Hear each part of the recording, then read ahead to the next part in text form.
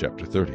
Now it shall come to pass, when all these things come upon you, the blessing and the curse which I have set before you, and you call them to mind among all the nations where the Lord your God drives you, and you return to the Lord your God and obey his voice, according to all that I command you today, you and your children with all your heart and with all your soul, that the Lord your God will bring you back from captivity, and have compassion on you, and gather you again from all the nations where the Lord your God has scattered you.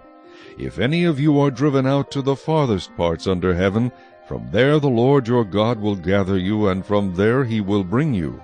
Then the Lord your God will bring you to the land which your fathers possessed, and you shall possess it. He will prosper you and multiply you more than your fathers. And the Lord your God will circumcise your heart and the heart of your descendants, to love the Lord your God with all your heart and with all your soul, that you may live.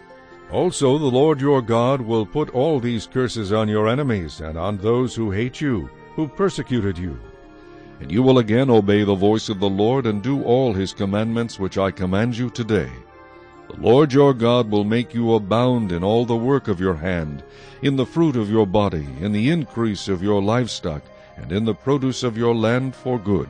For the Lord will again rejoice over you for good, as he rejoiced over your fathers, if you obey the voice of the Lord your God, to keep his commandments and his statutes, which are written in this book of the law, and if you turn to the Lord your God with all your heart and with all your soul. For this commandment which I command you today is not too mysterious for you, nor is it far off. It is not in heaven, that you should say, Who will ascend into heaven for us and bring it to us, that we may hear it and do it?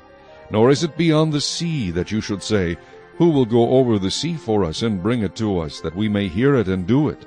But the word is very near you, in your mouth and in your heart, that you may do it.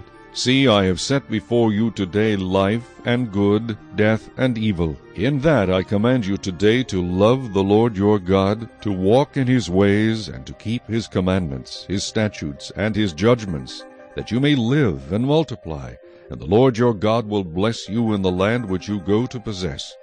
But if your heart turns away so that you do not hear, and are drawn away and worship other gods and serve them, I announce to you today that you shall surely perish. You shall not prolong your days in the land which you cross over the Jordan to go in and possess. I call heaven and earth as witnesses today against you, that I have set before you life and death, blessing and cursing.